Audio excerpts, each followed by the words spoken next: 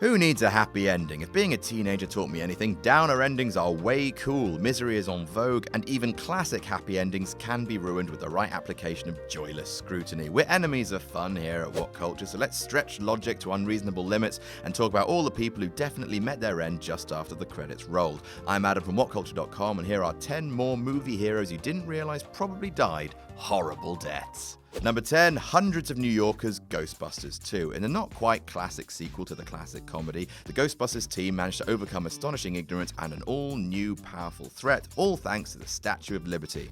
But wait, in their haste to take on Vigo because Dana's baby is more important than all the rest of New York citizens for some reason, the Ghostbusters neglect to even remotely deal with a far more significant and immediate threat. Along with the cool shot of the Titanic arriving because boats can be ghosts too, shut up, there's a very brief shot of the giant Slimer-type monster that seems very much intent on killing, maiming, and destroying. The Ghostbusters literally pay no attention to that, and even if they go back and deal with it after Vigo, it's probably already had its fill of tasty New Yorkers.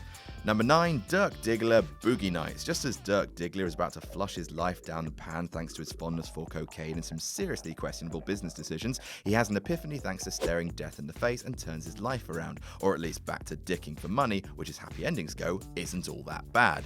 But wait, Boogie Nights is the archetypical downer ending that no one really sees coming. The film is based, at least loosely, on the life of John Holmes, professional swordsman and poster boy for the golden age of porn in the 70s.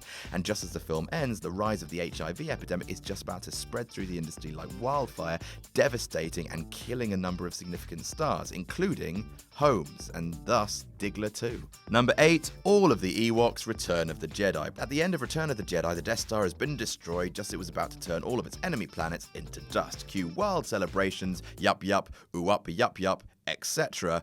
But wait, despite what Lucas said about the destruction of the Death Star, a space station equivalent to the size of a moon, remember, not having any other effects, it's literally impossible for there not to have been. One Dr. Curtis Saxon, an actual astrophysicist at the Mullard Space Science Lab, has confirmed that the explosion of a small artificial moon in low orbit sends a meteoric rain onto the Ewok sanctuary on a scale unmatched since Endor formed. In other words, the Ewoks are royally screwed. Nuclear winter, skies raining with fire, style screwed. Number 7, whoever was originally wearing Garland's new coat, Con Air. At the end of the brilliant film with Cyrus the Virus slain and all the other cons in pieces, Cameron Poe was proclaimed a hero despite playing a significant role in one of the biggest disasters in Las Vegas history.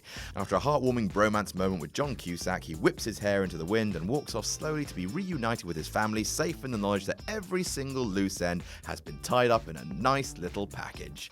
But wait, notorious murderer Garland Green is still on the loose, and regardless of him not killing the little girl and making her head into a hat, which is oddly used as some sort of indication of redemption, he is not cured. There may be no cure for what he's got, and it's only a matter of time before he flips, kills everyone in the immediate vicinity, and fashions their skins into some sort of complex tapestry. Maybe he's already killed. After all, where does he get that new coat from? Or the money he's gambling with? Number 6, All of Mankind, Fantastic Four, Rise of the Silver Surfer. Fantastic Four, Rise of the Silver Surfer is one of the worst comic book movies of all time, and a lot of it is down to the fact that Galactus was reinvented as a rain cloud. Luckily, the Silver Surfer sacrifices himself to explode Galactus halfway through his lunch, but not before saving Sue, who has been mortally wounded. Everyone cheers, Sue and Mr. Fantastic get married, and Johnny Storm says something witty and makes a big four in the sky and also rocks, because of the thing, I guess. But wait, if you accept the fact that Galactus' explosion has absolutely zero impact on the Earth, unlikely but whatever, the fact that he's basically halfway through eating Earth seems to be entirely ignored by the sugary ending. As ecologists are always saying, the Earth is a fragile thing, and if you think of the damage that having a hole in the ozone layer did, what sort of untold devastation will having gaping holes in the Earth's crust unleash? Number 5, Doc Brown, Back to the Future. Hooray! Doc managed to build a time machine out of a train and steam. Apparently, he can just change his fidelity to his own rules at the drop of a hat. Don't change the timeline, Marty, unless you could potentially score with a hot teacher and fly a magic train toot toot. And at the end of the film, off he goes for many untold adventures into the past. But wait, a terrorist never forgets, so there's no way that the Doc can return back to his own timeline since most terrorist cells consist of more than 2 guys in a VW, and then you've got the fact that his alternative is flying to a future which is alien and scary to him, or travel backwards in time on board a flying train, and if you remember history, and you should, people in the past weren't ever particularly tolerant of magical things, and it seems unlikely that anyone in the Dark Ages would accept the arrival of a flying train and a family in weird clothes. They'd basically be more likely to burn them all as witches. Number 4, Beaks, Trading Places. In the climax of Trading Places, the Central Force board a train on New Year's Eve in order to stop secondary antagonist Beaks from getting his report to Philadelphia and ruining everything.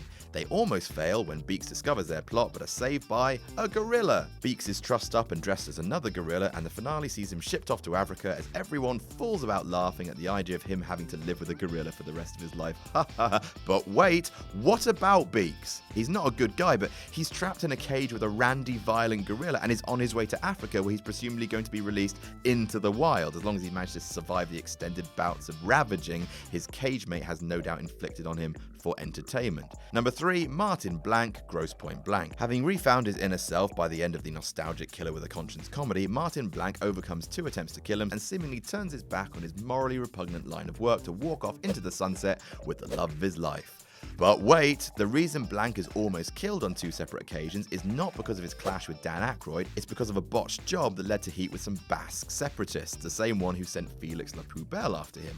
Why would the same separatists simply give up because their first attempt failed? If anything, their response would be escalation, no doubt in the shape of an even more skilled killer, taking advantage of Blanc's now rusty skills. Number 2, Forrest Gump. In one of the most classic bittersweet movie endings ever made, Forrest Gump meets a son he didn't know he had, reunites with his lifelong love who ends up dying tragically, and discovers that his child is in no way like him. But wait, didn't Jenny die of AIDS? It's never explicitly mentioned in the film, only drawing reference as a virus, but in the logical timeline of Gump's wide allegory, the ominous unnamed story that Jenny represents is the HIV epidemic, and rather tragically, she slept with Forrest without any protection. Now you can think around that, maybe they had sex before she contracted the virus, but then you take into account the fact that they were married for 6 more months before her death, and frankly, Gump is probability proof. That's where his inherent Gumpness comes from, which is basically defined as anything that can happen to someone will happen to Gump, so it's not looking good.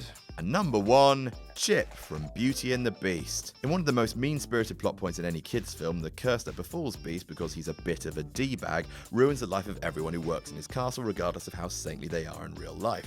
For some reason, Beast also employs kids, and Chip is turned into a cup, but then Belle manages to see past the fur and meanness and falls in love with her captor, breaking the curse, and everyone returns to normal by all accounts, living happily ever after, including little Chip.